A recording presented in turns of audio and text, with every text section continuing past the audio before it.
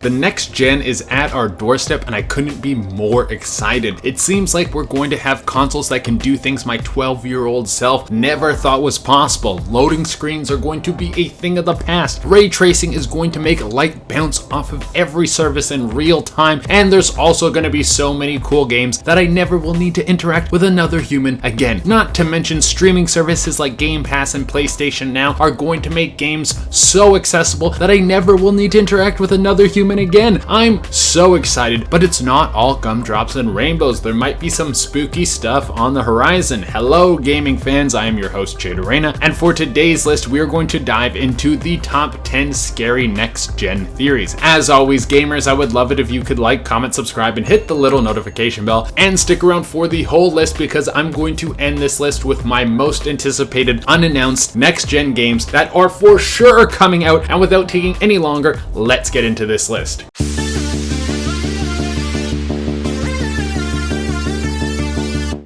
Coming in at number 10, we have the price tag. Let's start off with the most tangible fear that we can have about these future consoles. How much will they cost? How much am I going to throw away so I can have one of these bad boys sitting in my home and giving me the good entertainment that I need? Well, no one knows right now. Some people think that it could be a modest $399. It has been shown that the PlayStation 5 will have two SKUs, one with a disc drive and one without. So that would mean that one would undoubtedly be cheaper than the other. But there has been some speculation as to how much these consoles will cost, and some people say it will be in the $799 range. Sweet baby Jesus, don't do this to me. Now, I don't think that they will be that expensive. Neither Sony nor Xbox wants to have the more expensive console. My guess is that they're going to be somewhere in the $499 to $599 price range, and we should have an answer on this very soon. Coming in at number 9, we have what will Nintendo do? For a long time, Nintendo has been up to their own thing. The Wii was so unconventional when it came to gaming that it changed the landscape of how we play games, at least for a little while. For a long time, Nintendo has not been in the race for power. They have been perfectly fine with having the weaker console, but amazing games. And since the release of the Switch, it is now clear that they will no longer be competing in the generation shift in the same way as their competitors. Really, Nintendo is playing in a league of their own. But what does that mean for their console in terms of third-party support? If all the games are getting beefed up with new tech, then the Switch might not be strong enough to run these games. This could mean that Switch owners won't be seeing any of these cool new third-party games coming to their console. If the Switch is the only device that you game on, this would suck because you would be left behind until they release a more powerful version. Coming in at number 8, we have VR support. I still have not used one of those fancy VR headsets. I just can't justify the price for one of those bad boys. There isn't really enough games to play on them right now, although Half-Life Alyx almost had me running to the store to buy one. But what will the next gen look like in terms of VR support? I feel like the VR market is still there. Some of the biggest companies in the world are invested in it, like Valve and Facebook, and there are some more VR games on the horizon. But what will this look like into the future generation? Will the VR people be left behind? It's scary to think that you could have spent nearly $1,000 on a fun gaming toy and you won't see any new games coming to it. That would totally suck. Coming in at number 7, we have the games will be more expensive. Oh my god. Price is definitely a big thing right now, especially with so much of the world out of work because of the coronavirus. Buying a new shiny piece of hardware doesn't really seem like a priority, but the cost increase on games has been something talked about for a long time. Because here's the thing, if we look at the cost of games over the years, there have been very few adjustments. In fact, over the last 30 years, there has only been a $10 hike in the price of games. And if we look at the inflation numbers, a copy of Mario 3 would run you around $130 today if it was priced the same way as it was when it came out. So in a way, games have actually gotten cheaper to buy, and the cost of making games has been going through the roof. So something has got to give. This is part of the reason why you see so much of the induction of microtransactions in video games. Well, partly that the games are becoming more expensive to make, and the other part is these massive companies can never make enough money. Coming in at number 6, we have complete submersion. So there is the chance that VR will really take off in the next generation of gaming, and we might see the induction of locomotion motion in the virtual reality world. For those of you who don't know what that is, that's the ability to move in the virtual space that you're playing in. And not move with like no teleportation or walking sort of in a confined space. I mean the ability to run, jump, fall, and feel the world around you. I don't know how they would do this. I always pictured it as some sort of like giant bubble with magnets or something, but I'm obviously not smart enough to make this happen. I'm just going to stick to the theory videos, and I'm going to let some of the brightest people in the world change the landscape of entertainment. But what will this mean for us? How will people deal with living in a virtual world and real life? What if the virtual world is better than your actual life? Will you ever want to leave? What will this mean for your mind? Which rolls into my next point. Coming in at number 5, we have gaming PTSD. Now, I don't want to downplay how serious PTSD for the people who suffer from it, but if we get to the point where VR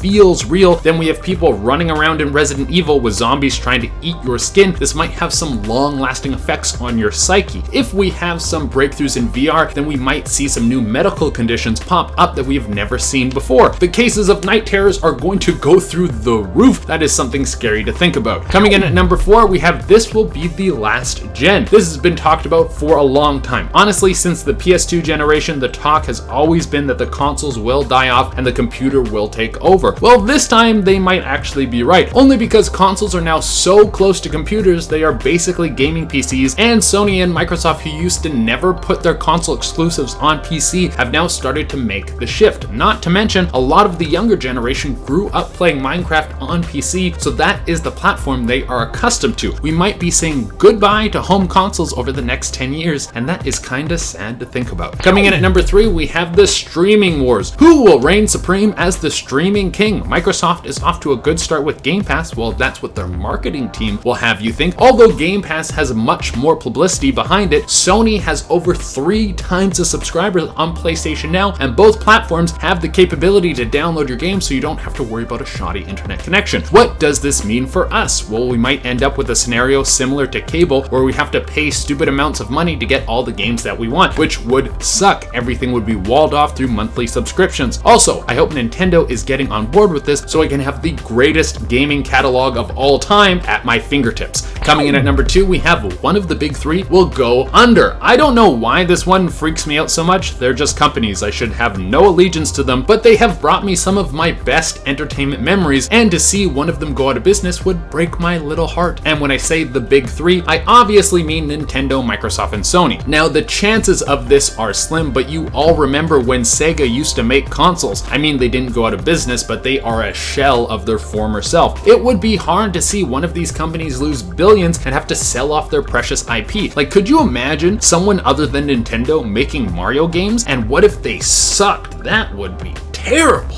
And coming in for the number 1 spot, we have the whole generation sucks. Highly unlikely, but still possible. We could have a Red Ring of Death scenario on all consoles. We could have a Lizard Squad style hack happen again and again and again. The games could all be trash because no one can work together because of coronavirus. Everything could be overpriced and nothing could be worth it. Really, the biggest scary theory is that gaming bombs for a while and we're stuck playing trash games, or going back to some classic games from a previous generation just to feel something. That would be the biggest bummer of all time. Alright, that is everything we have for you on today's list, and as promised, I'm going to give you guys my picks for my most anticipated next-gen games that are not announced but are definitely coming. My first pick would have to be God of War 2, or 5, or 9 if you count all the PSP and console games and that one mobile game. Well, whatever the game is going to be called, it's for sure coming, and I couldn't be more excited. The last game was a masterpiece, and it was on the current gen. I can't imagine what Sony Santa Monica will be able to do with the full power of the PS5. Next would be Grand Theft Auto 6. How is Rockstar going to follow up what is arguably the biggest game of the last decade? I think a lot of you guys forget this, but GTA 5 originally came out on the PS3, Xbox 360 generation, and the remaster became the king of the current gen. What will next gen games look like? That means the new Grand Theft Auto is